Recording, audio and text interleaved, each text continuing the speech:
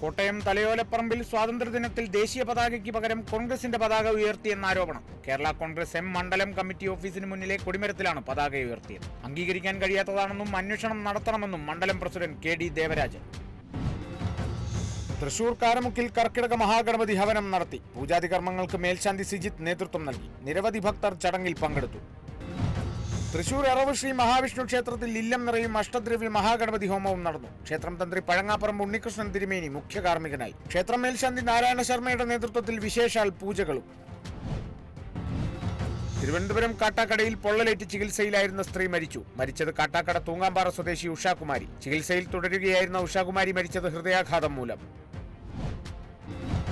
Thiruvananthapuram കല്ലമ്പലത്ത് Njekkad rural coaching ക്ലബിന്റെ ആഭിമുഖ്യത്തിൽ സ്വാതന്ത്ര്യ ദിനാഘോഷം സംഘടിപ്പിച്ചു. ക്ലബ് പ്രസിഡന്റ് എസ് സുജിത്ത് ദേശീയ പതാക ഉയർത്തി. സ്വാതന്ത്ര്യദിനത്തിന്റെ ഭാഗമായി വിവിധ പരിപാടികൾ സംഘടിപ്പിച്ചു.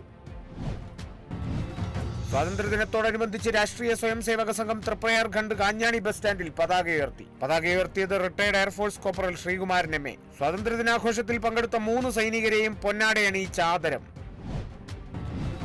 തൃശൂർ മണലൂർ ഗ്രാമപഞ്ചായത്തിൽ വീനസ് ക്ലബിന്റെ ആഭിമുഖ്യത്തിൽ സ്വാതന്ത്ര്യദിനാഘോഷം സംഘടിപ്പിച്ചു. പ്രസിഡന്റ് സന്ദീപ് പണ്ടാരൻ പതാക ഉയർത്തി ഉദ്ഘാടനം നിർവഹിച്ചു. ചടങ്ങിൽ പങ്കെടുത്ത് നിരവധി പേർ.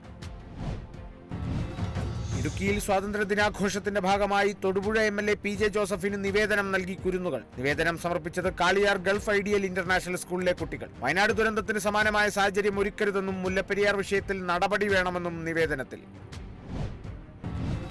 തൃശൂർ ചെമ്പൂക്കാവ് ഗവൺമെന്റ് ടെക്നിക്കൽ ഹൈസ്കൂളിൽ സ്വാതന്ത്ര്യദിനാഘോഷം നടത്തി. സൂപ്രണ്ട് VK സുരേന്ദ്രൻ പതാക ഉയർത്തി. VHSS ഇൻചാർജ് അധ്യാപിക സീന V മേനോൻ സ്വാഗതം പറഞ്ഞു.